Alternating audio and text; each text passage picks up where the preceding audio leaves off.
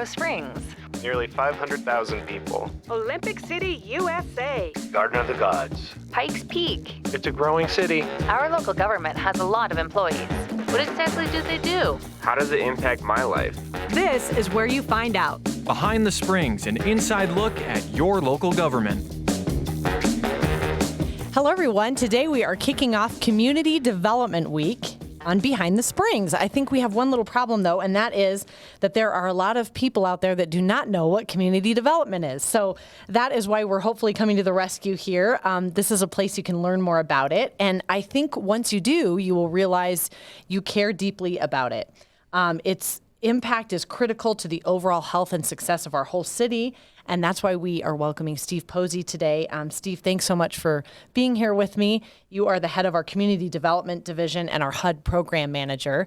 Thanks for your time. We appreciate it. Yeah, thank you, Jen. It's great to be here. This is a great week for you to really highlight not only what the city does in our role, but what so many partners do. And so before we get into that, tell us a little bit about yourself, what you do, kind of how you came to be in this position with the city. Well, I actually moved over here to Colorado Springs from Arizona. Okay. Where I was doing very similar work in the northern part of the state. Worked in quite a few communities over there, more rural communities in northern Arizona. And this job popped up, and it seemed like such a great fit for me and such a great city to move to that here I am. Oh, that's great. We're lucky to have you. So what do you do as HUD Program Manager? So I have a team of 8 people in the Community Development Division, and we are the group that specifically manages all of the city's grant funds from HUD. That's the Department of Housing and Urban Development. Okay. And HUD's focus, as you can tell from the title, a part of it is housing, and then the other part is community development. Okay. And we are the team that works with the city and works with all of our partners in the city to make sure that those grant funds are used as effectively as possible. Okay. And so you've touched briefly on your department. So your team is associated with topics that we hear so much about, like homelessness, affordable housing, and there's a lot of organizations, like you said, addressing that need. And I feel like sometimes, and I've had a lot of friends and family ask me this, people get confused about the city's role in all of this. So can you start by just telling me, what exactly is our role in terms of what we do and what those partner organizations do? Sure, absolutely. Our role based specifically in community development as representatives of the city is to make sure that we are in touch with sort of what's happening on the ground out in our neighborhoods. Are there playgrounds that are not, maybe as accessible as they could be? Are there community centers that need improvement out in our communities or in our neighborhoods? What's happening with homeless folks? That is a big, big topic all over the city as Colorado Springs continues to grow. We get a lot of calls all the time about, well, what about all these homeless individuals? So part of our role is to work with the shelter operators, for instance, and all of the other human service agencies like Catholic Charities, like Greshio Housing, and so forth, to make sure that those services and those facilities are available out in the community for folks who need that help. Okay. And so give me an example of a project your team is working on. I know you're working on several. I know it's probably hard to pinpoint, but something that would, exemplify what you're talking about and what you work on a daily basis and an annual basis. Yeah, absolutely. I can give you a couple of examples of them. Because it is Community Development Week, we like to step back now and not just look at homelessness and not just look at affordable housing, but look at all the things that community development is helping accomplish and that we are accomplishing with all of our partners out in the community. And one great example of that is the community centers themselves. I mean, we have gone one by one through all of the city's community centers, starting with Deerfield Hills, Meadows Park, the Hillside Community Center, and now finally the West Side Community Center.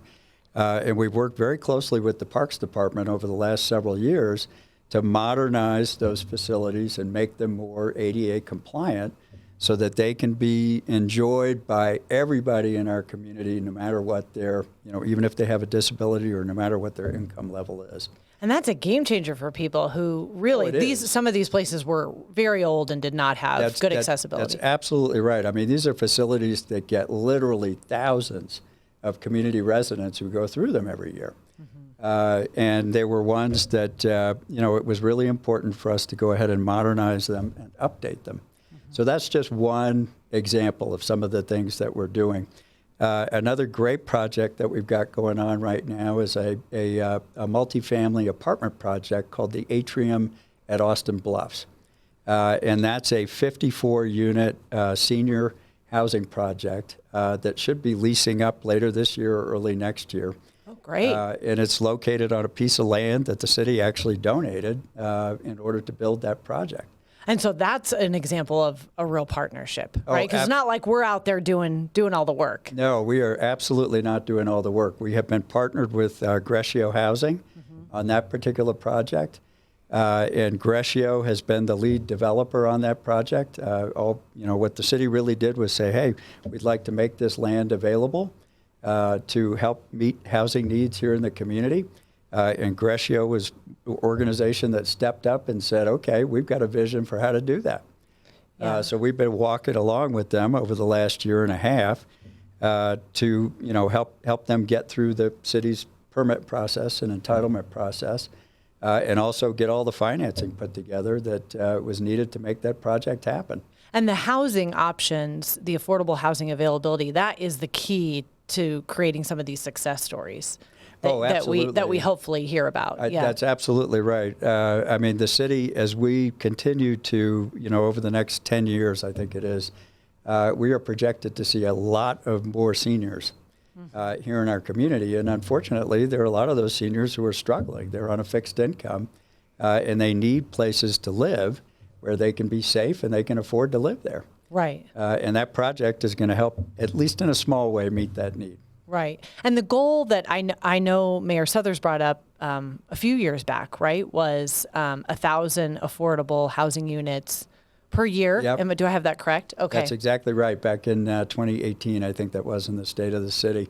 And how are we doing on that? We are very happy to say we are in a very strong position with meeting that goal. That's great. We actually have almost 2,700 new affordable multifamily apartments in our development pipeline. That's great. Yeah. That's great. And so every year when you get this grant money, for people who aren't familiar with the process, is it annually you're really looking, because needs change, right? So you're really looking with those partners at what are the needs this year? Where should this money go? It's not just automatically this much goes to this much goes. It isn't. We spend a lot of time talking with other housing providers, with other social service agencies here in the community, to make sure that we are really informed and well-informed about, how many homeless individuals do we have, which ones are chronically homeless, which ones may just need a little boost to get, past whatever circumstances they happen to be in at that moment.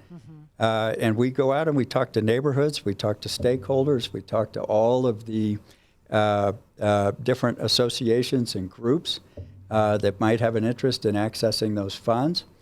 And then we pull together some priorities after we have gotten all of that feedback. So it's a very collaborative process.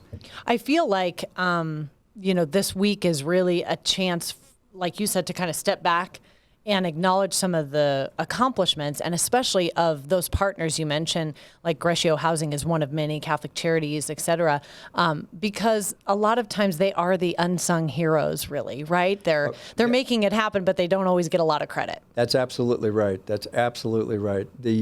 We fund over 50 agencies every year out in the community, and combined, those agencies are typically helping over 20,000 of our city residents. Wow. In any given year. Right. Whether or not that's with a bed at the shelter or a meal downtown someplace, or, through Catholic Charities, or, a better park facility. There are all kinds of things that our partners are helping us accomplish out there in the community. Yeah, improving the quality of life for people in Absolutely. different ways. And so, I don't know if it's more meaningful for some people to hear the numbers or if it's more meaningful for some people to hear the stories. I know you said you have a story or two to share of just individuals impacted by it. Sometimes that's what drives it home. We do. This is what this money is doing. Yeah, we do. We do. I mean, this has been a very, very tough year for some, particularly, for some of our families or individuals who are like working in the restaurant industry or working in the retail industry. It's just been very, very difficult because businesses have closed. Employers, even with the Paycheck Protection Program, have not always been able to keep people on.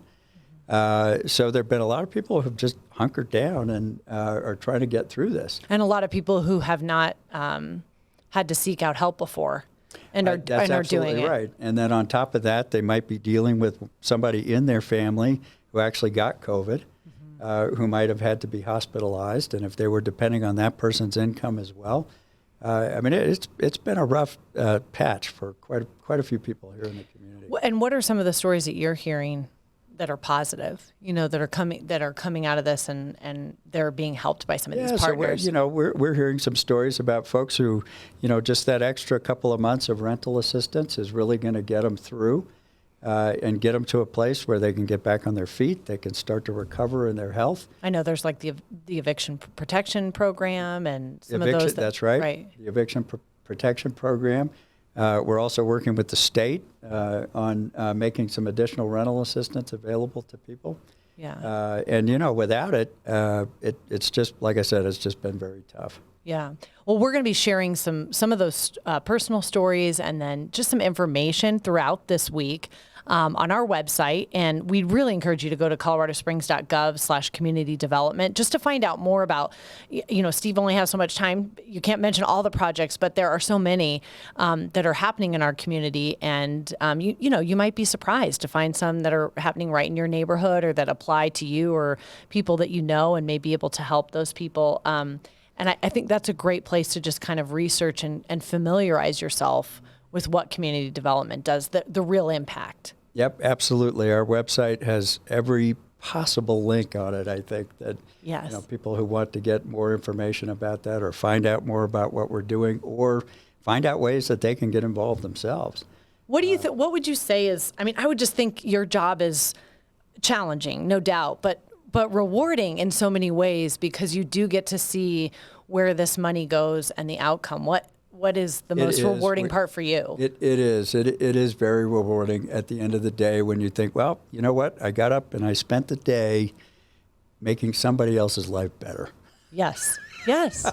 That's there's nothing better than that. There is really not a whole lot that's any better than that. Right. So we've got you here for a while. Is that what you're saying? You're not going anywhere. You're hooked. You're hooked at the city of Colorado Springs. Yeah. I am. I plan to finish my career here. And it sounds like you have a lot of great partners that are doing the same. Yep. Yeah. It is. It's a very, very gratifying to be able to work with so many people who are out there dedicated to, what it is that their organizations do, whether or not it's providing more affordable housing or getting meals out there for folks who need them, or taking care of our seniors. Right. We are working with so many outstanding organizations here. And I really hope that people do take a look at this, over this week and past that, because, I mentioned a couple of groups today because they're bigger organizations that we do a lot of work with, but we also work with a lot of smaller nonprofits here in the community. And I don't want to, run the risk of not naming everybody. Yes, right. But we will do everything we can on our website to make sure that everybody, those partner agencies that we have are recognized. And if people feel moved after, hearing these topics and talking about these issues in our community to do more, that's also another great place for them to go to find out about volunteer opportunities, right? That's absolutely right. These groups need volunteers. They always need volunteers. Okay. And all of them actually have been very mindful about putting in place whatever social distancing, masking, whatever they need to do to make sure that their volunteers can continue to serve even though we're still kind of coming out of the pandemic. Right, right. And as people get vaccinated, if they are comfortable coming out and doing some more volunteering than they've been doing in the last year, this is always a perfect time to do it, That's because right. they'll take your help, right? That's exactly right. Okay. Well, thanks, Steve, for joining us and giving us an introduction to community development. And again, if you'd like to find out more, coloradosprings.gov/community development, and be looking at social media at City of COS for some great stories and some insight into what community development does here at the City of Colorado Springs. Thanks again for being with us, and thank you all so much for listening.